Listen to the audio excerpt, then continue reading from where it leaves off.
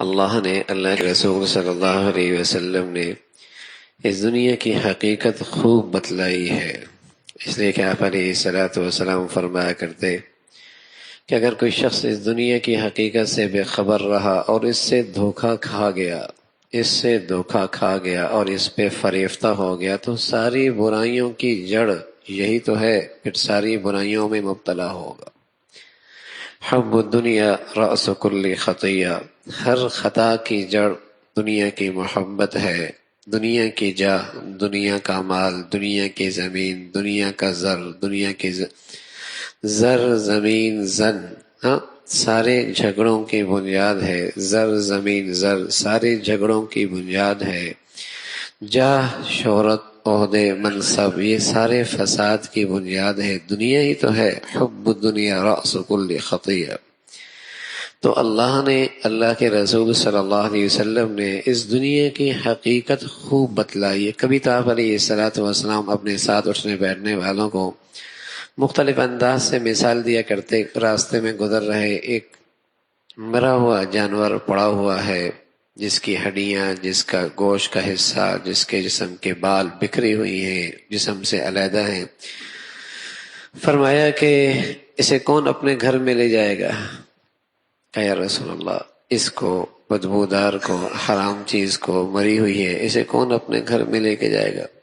فرمایا اللہ کے ہاں اس دنیا کی حقیقت اس سے بھی کمتر ہے۔ اس کی حقیقت اللہ کے ہاں اتنی بھی نہیں ہے۔ تو اللہ کے نبی نے صلی اللہ علیہ وسلم نے کبھی یوں فرمایا کہ الدنیا سجن المؤمن و جنت الکافر، دنیا مومن کے لیے قید ہے۔ کوئی جیل میں رہنے والا کتنا ہی وی آئی پی اور تمام سہولیوں سے میسر ہونے کے باوجود بھی جیل میں رہنے والا چاہتا ہے گھر چلا جاؤں، اگرچہ اس کا گھر چھوٹا ہے، جیل میں اسے ساری تعلقات کی وجہ سے سہولیات میسر ہیں، لیکن پھر بھی اس کی چاہت ہے گھر جاؤں، یہاں سے گھر جاؤں۔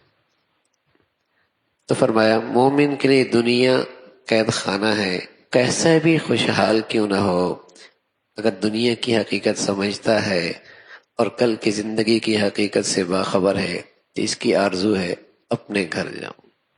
گھر وہ ہے من احب لقاء اللہ احب لقاءہ، جو اللہ سے ملنا پسند کرتا ہے اللہ بھی اس سے ملنا پسند فرماتے۔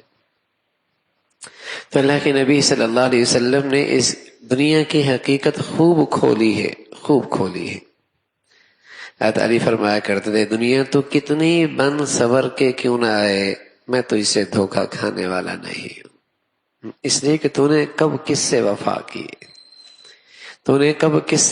کی ہے، کس کے ساتھ رہی ہے، اتنا اکٹھا کیا، اتنا مال کیا، اتنا سب کچھ بنایا، لیکن لمحے کی بات ہے دنیا اسے اپنے تمام تر سامانوں سے اٹھا کر منو من مٹی کے نیچے چھوڑ کے آ جاتی۔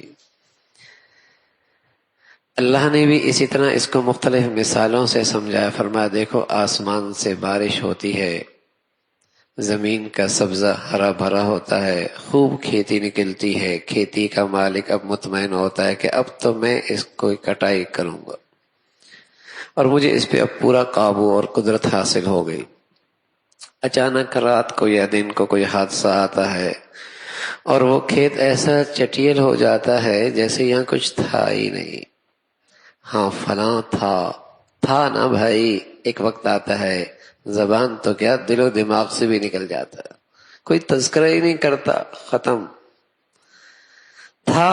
ختم ہو گیا، زبانوں سے تذکرے مٹے، دماغ سے اس کا اثر مٹا، تو ایسا جیسے یہاں تھا ہی کوئی نہیں۔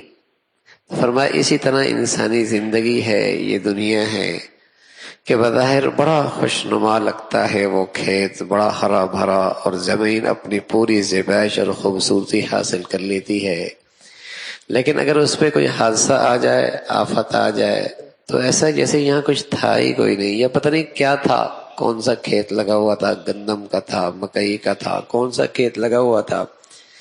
تو اسی طرح اس انسانی زندگی ہے، بڑا شہرہ ہوتا ہے، بڑا نام ہوتا ہے، بڑے تذکرے ہوتے ہیں، اور ایک وقت آتا ہے لوگ اس کے تذکرے چھوڑ دیتے ہیں اور دل و دماغ سے اس کا تأثر ہی مٹ جاتا ہے۔ فرمایا یہ دنیا کی حقیقت ہے.